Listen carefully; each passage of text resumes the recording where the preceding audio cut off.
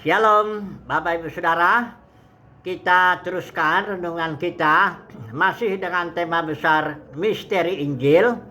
Dan kali ini kita mau bicara soal misteri ibadah yang ada tertulis dalam 1 Timotius 3 ayat yang ke-16 ya. Jadi kita sedang bicara ini misteri yang dinyatakan kepada Paulus ya. Kemarin waktu yang lalu kita sudah bicara misteri yang dinyatakan pada Rasul Yohanes, karena mereka semuanya berada dalam satu dispensasi, yaitu dispensasi misteri. Nah, mari saya bacakan untuk kita 1 Timotius 3 ayat 16. Ya, bisa semuanya kita baca. Dan sesungguhnya agunglah rahasia ibadah kita.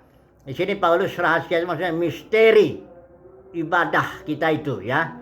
Nah, kemudian dia tidak langsung bicara mengenai aturan-aturan beribadah, harus datang hari Minggu, harus memberikan ini, harus itu, dan sebagainya. Nggak ada ritual, nggak ada kredo, nggak ada apapun aturan agamawi. Yang Paulus sampaikan langsung pribadi. Dia yang telah menyatakan dirinya dalam rupa manusia, dibenarkan dalam roh dan sebagainya itu diangkat dalam kemuliaan. Jadi ibadah itu, misterinya itu adalah soal bagaimana kita dengan pribadi Yesus itu, Kristus ya. Nah, memang dalam istilah Ibraninya ibadah itu eusebia, itu artinya piety. Kalau dalam bahasa Inggris itu piety itu artinya suatu kondisi batin seseorang di mana ia menunjukkan rasa hormat, rasa takut akan Tuhan, beribadah kepada Tuhan ya.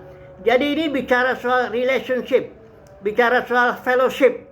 Ibadah itu adalah fellowship antara kita, batin kita dengan Tuhan yang kita puja, Tuhan yang kita kagumi, kita hormati ya. Ini soal ibadah itu ya. Nah, tapi ada ibadah yang merupakan suatu penampilan. Paulus juga bicara ya. Ini saya langsung baca 2 Timotius 2 ayat 3. Ini nubuat Paulus tentang kondisi manusia akhir zaman. Kita harus lihat ini, banyak orang berpikir ini Paulus bilang gini, ayat 1. Ketahuilah bahwa pada hari-hari terakhir akan datang masa yang sukar, manusia akan mencintai dirinya sendiri yang menjadi hamba uang. Seolah-olah dia sedang berbicara tentang manusia secara umum. Memang awalnya begitu. Tapi lama-lama kalau sudah baca nanti di ayat yang kelima, terus ke bawah itu dia bicara tentang kekristenan. Kalau kita baca ya, secara lahiriah ayat 5 ya, mereka menjalankan ibadah mereka, tetapi pada hakikatnya mereka memungkiri kekuatan mereka. Ayat 7, walaupun selalu ingin diajar, namun tidak dapat pernah mengenal kebenaran, sama seperti Yanes dan Yambres menentang Musa dan sebagainya.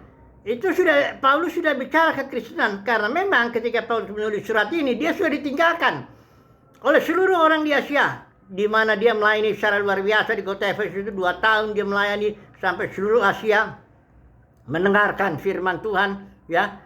Dia sudah ditinggalkan oleh seluruh Asia begitu, dan bahkan gereja sudah mulai jatuh ke dalam penampilan atau bentuk ibadah luaran. Nah, mari kita baca dulu istilahnya.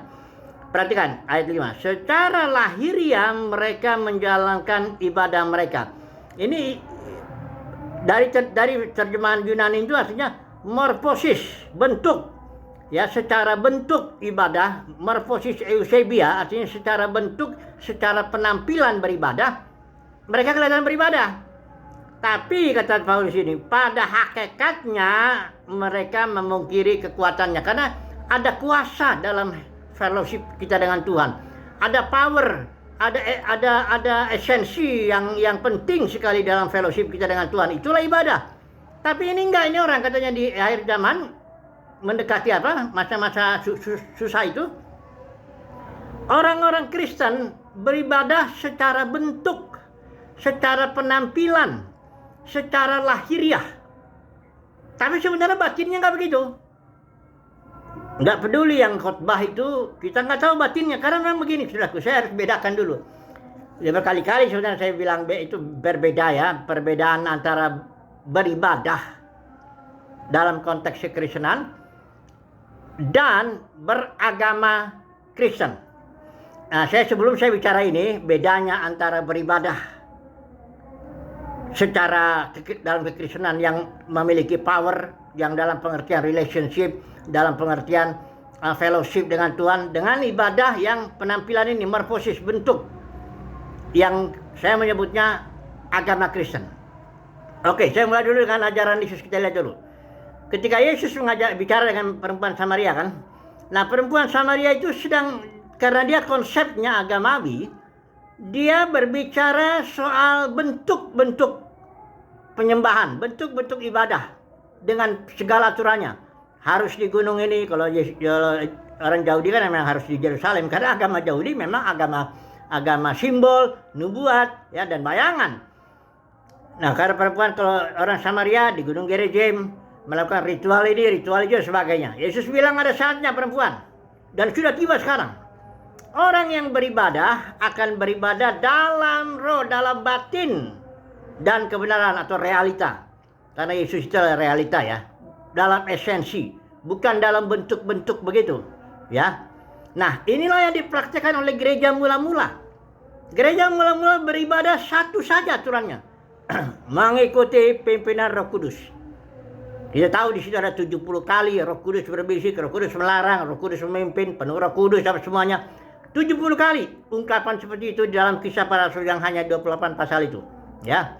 Artinya gereja mula-mula itu mempraktekkan ibadah dalam roh dan kebenaran.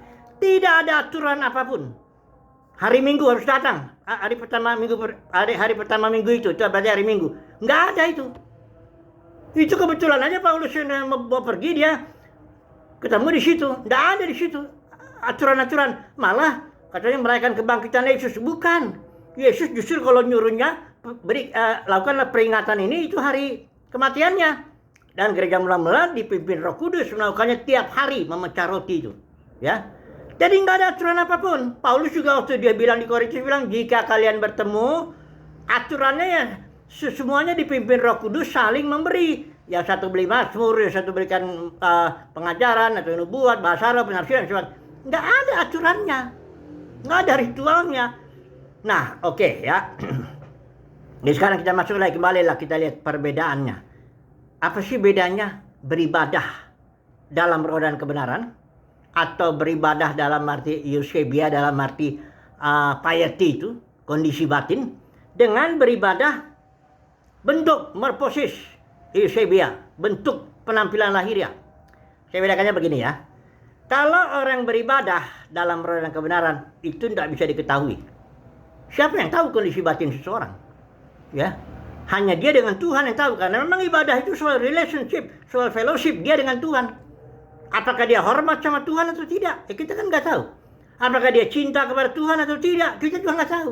Apakah dia berjuang untuk kemuliaan Tuhan atau tidak? Kita juga nggak tahu. Tapi kalau orang beragama Kristen, gampang itu kita lihat.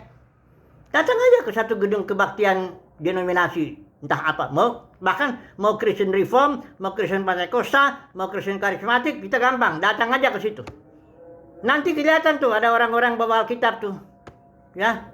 Biasanya, dan kalau pemimpinnya ada jubahnya tersendiri tuh kelihatan, ya.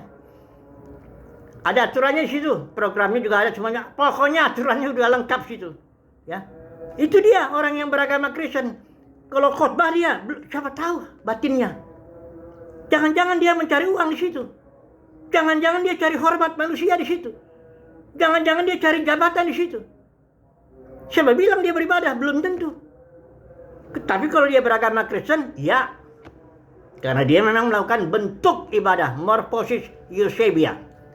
Ya.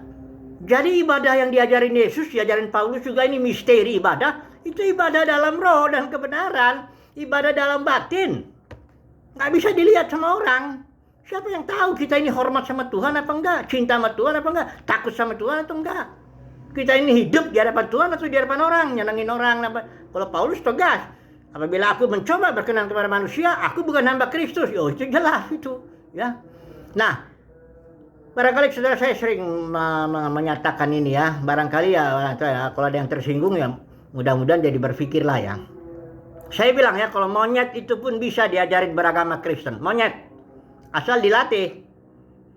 Dilatihlah dia membawa Alkitab. Diberikanlah pakaian. Bahkan kalau dia suruh monyet disuruh khotbah juga bisa. Bikin aja jubah pendetanya, ya bikinlah mirip-mirip lah, entah bagaimana. Naik dia ke mimbar, ya. Sudah gitu dia dikasih lah, ya kalau sekarang ada bantuan AI itu, ya dia banyak kan nggak bisa ngomong. Itu dia beragama Kristen, itu monyet beragama Kristen. Jangan tersinggung ya. Kalau soal bentuk ibadah, morfosis eusebia, monyet pun bisa. Tapi kalau beribadah dalam roh dan kebenaran, itu hanya orang yang mendapat kasih karunia di hadapan Tuhan. Di mana Roh Kudus membentuk dia, memproses dia batinnya sehingga dia cinta Tuhan, nggak cinta uang, cinta kemuliaan Tuhan, nggak cari kemuliaan manusia. Itu, ya. Jadi oke lah, ini renungan singkat. Kesimpulannya jadi bagaimana? Kesimpulannya kembali, saya selalu kalau begini kesimpulan, semoga kita mendapat kasih karunia untuk beribadah dalam roh dan kebenaran. Kalau kita beribadah dalam roh dan kebenaran, kita pasti ada di luar sistem kekristenan. Karena dunia kekristenan atau sistem kekristenan atau kosmos kekristenan sudah dipenuhi oleh banyak aturan agamawi yang dibuat oleh para pemimpin agama Kristen itu.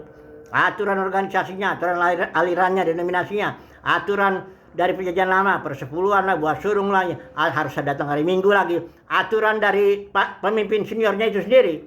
Kalau karena dia bisa bangun sendiri, dia bikin aturan sendiri. Gitu, ya.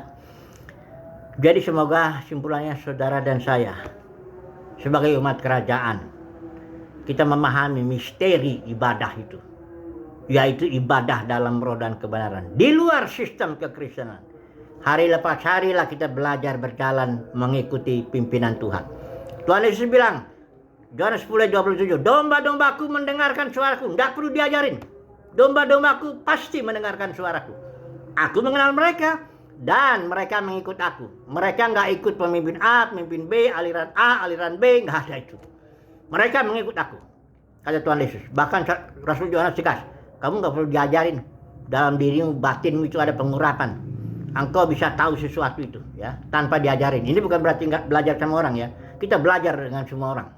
Tapi bahwa kalau engkau mau beribadah, engkau bisa mendengar suara Tuhan, nggak perlu diajarin.